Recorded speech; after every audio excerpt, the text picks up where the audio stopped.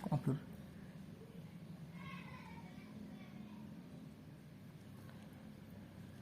Assalamualaikum warahmatullahi wabarakatuh. Jumpa lagi dengan saya Haryo Danang Tirto.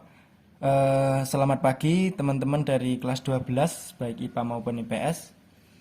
Bagaimana kabarnya hari ini? Saya harap kalian semua sehat selalu, tetap patuhi protokol kesehatan ketika keluar rumah. Dan saya harap kalian semua tetap senantiasa semangat dalam belajar, terutama matematika. Meskipun daring, begitu ya. Nah, di minggu kemarin kita sudah membahas jarak antara titik ke titik dan jarak antara titik ke garis. Yang mana konsep dari jarak antara titik ke garis nanti kita gunakan ke materi di minggu ini, yaitu jarak titik dengan bidang. Nah, ini kenapa tanggalnya Senin 9 Agustus 2021? Sebenarnya kan minggu kemarin saya sudah memberikan lembar kerja ini. Ini lembar kerja kelompok ya. Tapi prakteknya kelas 12 belum bisa memahami dengan lebih baik. Jadi di kesempatan kali ini saya berusaha untuk memberi penjelasan kembali seperti itu. Nah, di petunjuk pembelajarannya ini kita diminta untuk membentuk kelompok dengan anggota 5 orang tiap kelompok. Yang mana pembagian kelompoknya sudah saya bagi dan sudah saya lampirkan di tiap-tiap lembar kerja tiap kelas. Kemudian buat grup untuk forum diskusi. Nah, kalian bisa menggunakan WA group atau video call WA atau telepon WA atau Zoom atau apapun yang memungkinkan untuk diskusi secara daring. Atau bagi kalian yang rumahnya dekat bisa juga bekerja sama secara langsung. Nah, kemudian diskusikan permasalahan yang ada pada lembar kerja ini. Nanti petunjuknya kan ini sudah ada dan sudah jelas. Kemudian tulis hasil diskusi, boleh kalian tulis tangan, boleh diketik, boleh ini lembar kerjanya ini di print out, kemudian difoto atau apapun bebas. Yang penting hasil diskusinya nanti ditulis atau dilampirkan dan dikirimkan ke saya. Nah, kemudian kirimkan hasil diskusi kepada guru, yaitu ke saya, WA-nya ini bisa ditulis saat jam pelajaran ini juga.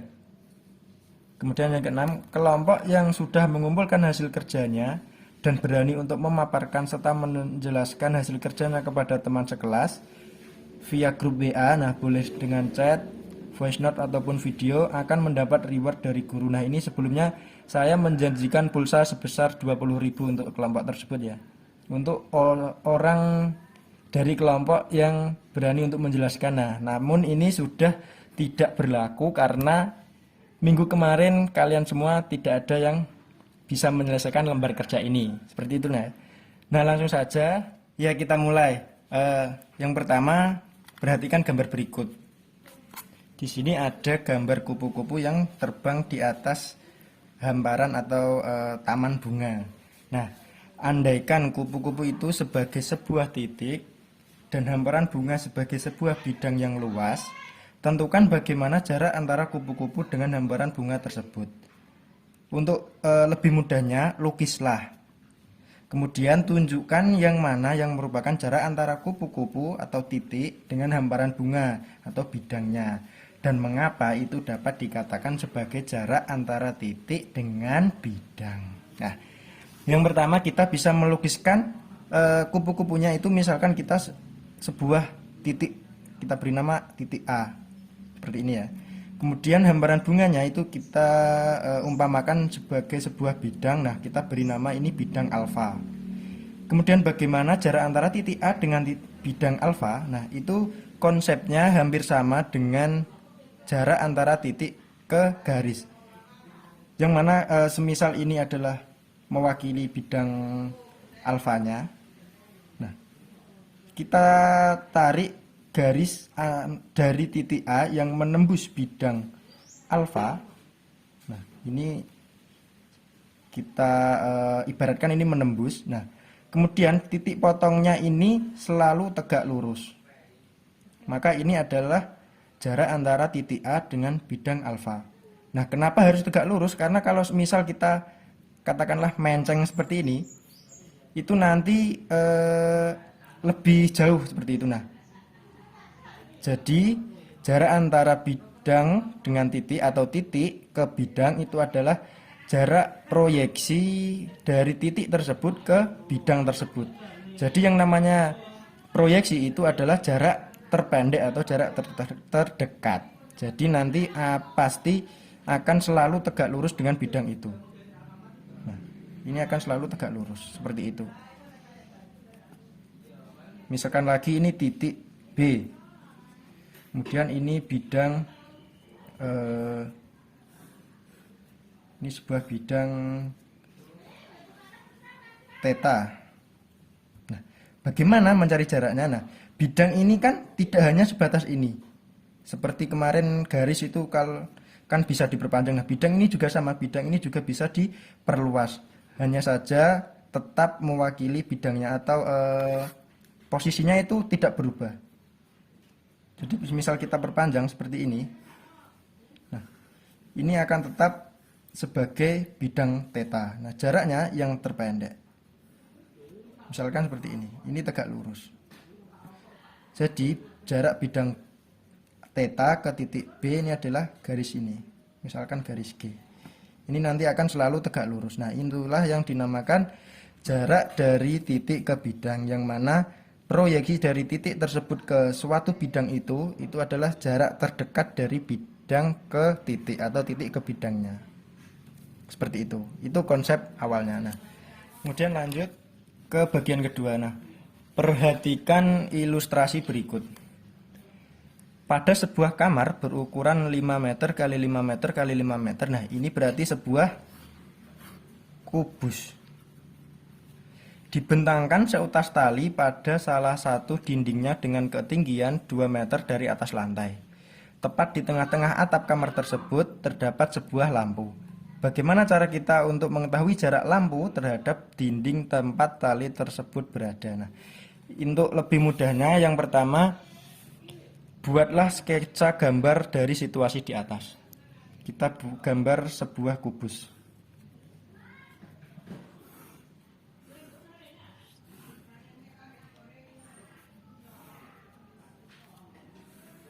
Anggap saja ini sebuah kubus yang bagus. Karena saya memang sengaja tidak pakai penggaris agar lebih natural seperti ini.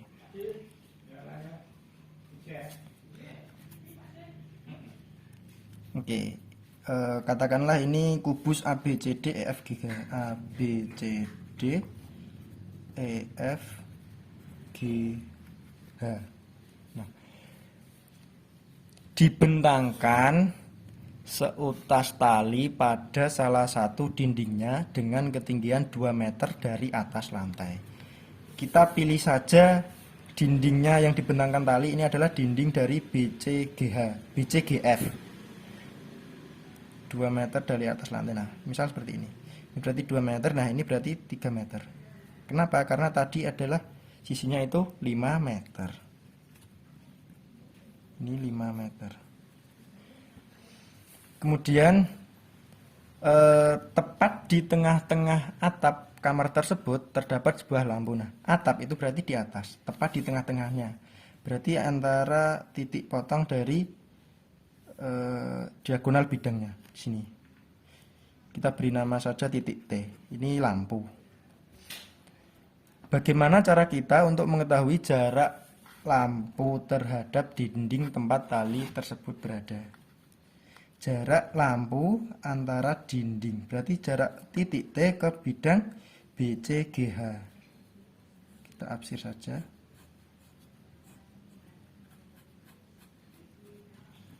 Jarak titik T ke bidang BCGH. Nah, bagaimana cara kita mencari jaraknya? Nah, ini berarti kan kita bisa menarik titik T ke bidang BCGH seperti ini. Kenapa di sini? Kalau kita perpanjang, ini bidang BCGF-nya ini kan boleh jadi seperti ini. Nanti akan tegak lurusnya itu pasti di garis FG ini dan tepat di tengah-tengahnya. Kenapa? Karena titik T ini adalah perpotongan antara garis EG dan FH, yang mana ini juga pasti tengah-tengah dari sininya, dari FG-nya. Jadi jarak titik T ke bidang BCGH ini, BCGF ini adalah garis T, kita beri nama ini saja T aksen. Ini juga pasti tengah-tengahnya. Nah, paham ya? Kemudian tuliskan macam-macam sudah, unsur-unsur diketahui, menuliskan macam-macam cara yang berbeda untuk menyelesaikan masalah tersebut. Nah, cara yang pertama kita bisa langsung mengetahui jaraknya. Ini kan berarti di tengah-tengah EFGH. Ini berarti kan dari sini juga 2,5 meter karena ini 5 meter, ini 5 meter, ini 5 meter. Tepat di tengah-tengahnya berarti dari dinding ini ke sini 2,5 meter, ini ke sini juga 2,5 meter. Sama karena tepat di tengah-tengahnya. Jadi jarak titik T ke bidang BCGF juga sama, 2,5 meter. Seperti itu. Kemudian tuliskan atau cara lain, mungkin yang lebih menantang atau lebih ruwet gitu ya. Kita bisa mengetahui itu adalah sebuah segitiga TGF. Nah, TGF. TF ini adalah setengah diagonal sisi. TF. TF sama dengan TG, setengah diagonal sisi. Dimana sisi diagonal sisi ini pasti 5 akar 2, yaitu sisi akar 2. Sisinya kan 5. Masih ingat kan? Ya, harus ingat. Berarti 5 per 2 akar 2. Ini juga sama, 5 per 2 akar 2. Nah, FG ini adalah sisinya 5 meter. Jarak T ke FG pasti tepat di tengah-tengahnya. Kenapa? Karena ini adalah segitiga sama kaki. Jadi TTXN ini adalah TTXN sama dengan akar TG kuadrat dikurangi GTXN kuadrat. Konsep teorema Pythagoras. TG-nya 5 per 2 akar 2. 5 per 2 akar 2 kuadrat. Oh, ini dikurangi ya, benar ya. Dikurangi GT-nya 5 per 2. 5 per 2 kuadrat. 5 per 2 kuadrat 25 per 4 kali 2, berarti 25 per 2. 25 per 4. Bisa ya?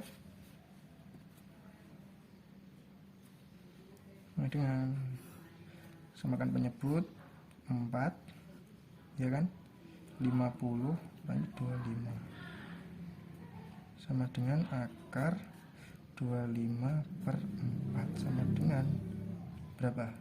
Akar 25 5, akar 4 2, 5 per 2 sama kan 2,5 meter.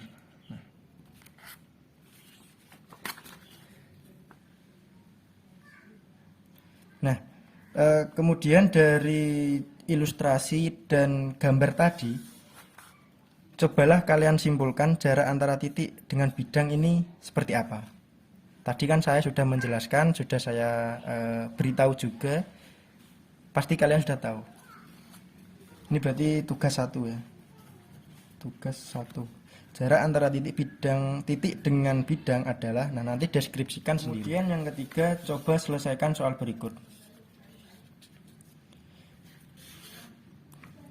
Diketahui 5 segi 4 beraturan TABCD dengan panjang rusuk bidang alas AB sama dengan 8 cm dan panjang rusuk sisi TA sama dengan 9 cm. Tentukan jarak titik puncak T ke bidang alas ABCD. Penyelesaiannya bisa kita gambar terlebih dulu. Suatu 5 segi 4 beraturan, alasnya persegi, sisi alasnya 8 cm, sisi rusuknya ini, rusuk tegaknya ini 9 cm.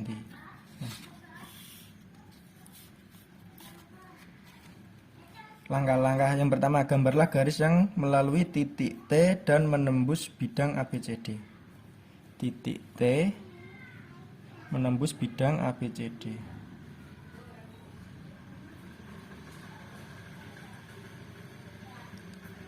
Tentukan titik potong dari diagonal sisi AC dan BD. AC dan BD. Maka jarak titik T ke bidang ABCD adalah panjang ruas garis. Ayo, yang mana? Maka jarak titik T ke bidang ABCD adalah panjang ruas garis T. Nah, ini kita bisa beri nama terserah.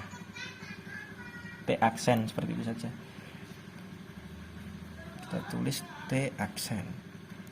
Bisa diganti OP, terserah kalian.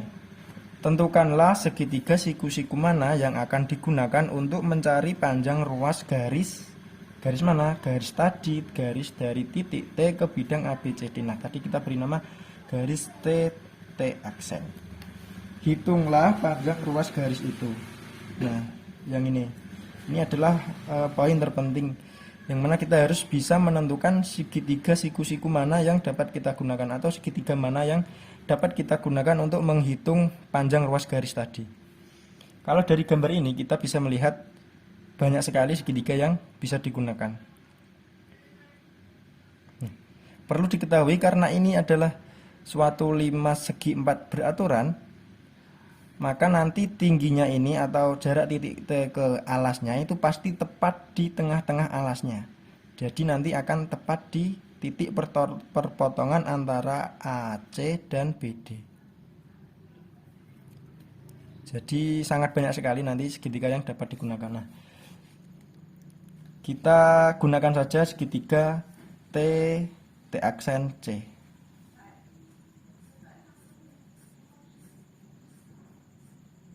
Ini nanti akan siku-siku di T aksen.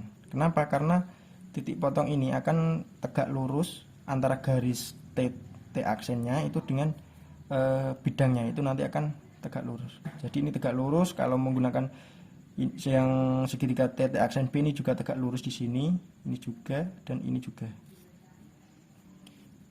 T aksen C. Kenapa saya menuliskan hurufnya dulu? Karena biar lebih mudah, biar teringat gitu titiknya tadi di mana. Nah, TC ini kan sudah diketahui dari soalnya, yaitu 9 cm. Kemudian T aksen ini yang ditanyakan.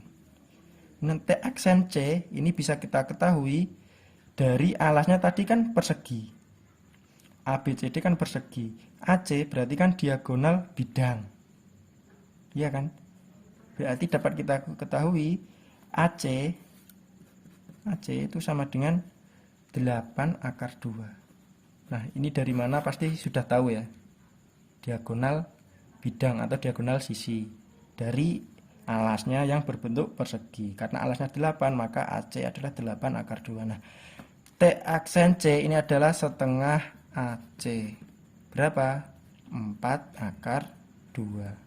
Kemudian T aksennya berapa? Bisa kita ketahui dengan teorema Pythagoras, yang mana T aksen kuadrat sama dengan TC kuadrat dikurangi T aksen C kuadrat. Nah, bisa ditulis sendiri, dicari sendiri ya, karena mudah ya. Yes, yang selanjutnya adalah latihan soal. Nah, untuk latihan soal ini bisa kalian kerjakan bersama kelompok kalian masing-masing. Ingat, kerjakan kelompok, jangan kerjakan sendiri. Ya, seperti itu ya. Jadi nanti tugasnya yang pertama tadi adalah apa itu jarak antara titik dengan bidang, deskripsikan dengan kelompok kalian. Kemudian yang kedua tadi contoh soal yang saya kerjakan sudah, itu 5 segi 4 tadi. Yang ini ya. Ini nanti dicari hasilnya berapa, kemudian Yang ketiga dan keempat adalah latihan soal ini. 1, 2 nanti dikerjakan bersama kelompoknya, dikirimkan ke saya melalui WhatsApp saja. Perwakilan, seperti itu ya. Nah, cukup sekian, kurang lebihnya mohon maaf. Wassalamualaikum warahmatullahi wabarakatuh.